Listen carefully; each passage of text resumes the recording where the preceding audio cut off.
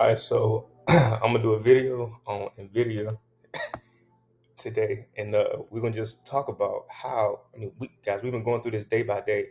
You see these insanely wild moves this stock has been having while it's sitting in this triangle. You have to wait for a breakdown. Yesterday, I made a video and I showed how I took a rejection a little bit prematurely, but I bought time, so I only lost like 17%, and only had one contract for like $100. So it wasn't even crazy. So that's like what, $17, $20. So I wasn't even tripping about it. Now, if you want to put some size on something, what I'm personally looking at, now I have a bearish bias. You saw yesterday how even those horrific earnings let the stock it was gap down overnight, then it came all the way back up, and then you had a crazy bounce intraday yesterday. You look at it today, yeah, we're still stuck inside. We filled that gap like we talked about yesterday. Now it's failing to clear that 180 psychological level, which is part of the retest, is an area you got to watch out for.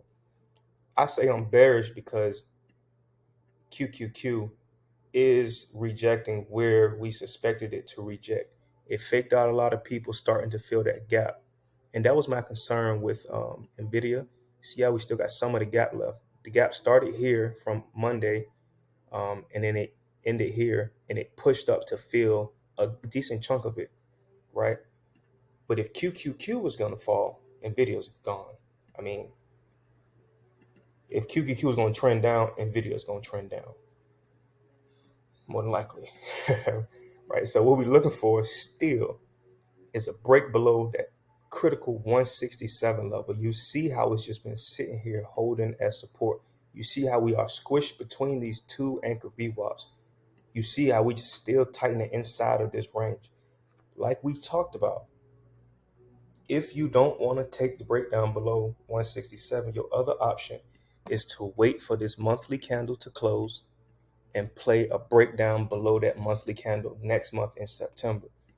Because NVIDIA could still stay stuck. But you got to take a shot at some point. Earnings are over. Jackson Hole is over. We don't have CPI for a couple weeks. We got jobs data next week. So we got FOMC next month. That's a couple weeks away. So we got a little bit of time to catch a little bit of a trendy move. So we'll call it. So that's what I'm looking for. That's kind of what I waited for. You can see, had we taken any position, yeah, you can day trade stuff. I'm not really much into day trading specifically. I like to trend trade. I won't even say swing, but I'll say trend trade, because I'm not just about to be trading chop, like rips back and forth, because what are you looking at? You know what I'm saying? So like literally anything could be happening. But watching video for the breakdown below 167, we got a gap below, and we got recent lows.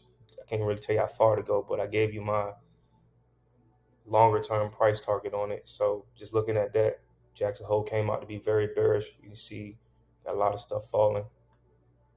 Keep an eye on that 167 level. Remember, this is not financial advice. It's just something we're watching. And I think the time is coming for us to get some kind of move out of this range. But Apex is up here for early September. So we could be waiting a little while, or late September. So we could be waiting, but we get below 167, hold below it, probably can start to see push towards that gap fill. But not financial advice, just showing you guys how we watch stuff on a day-to-day basis. And just do your thing, and continue to take it day by day. Be cautious, be careful, keep your stops tight, buy time, all that good stuff. I'll catch you guys for the next one.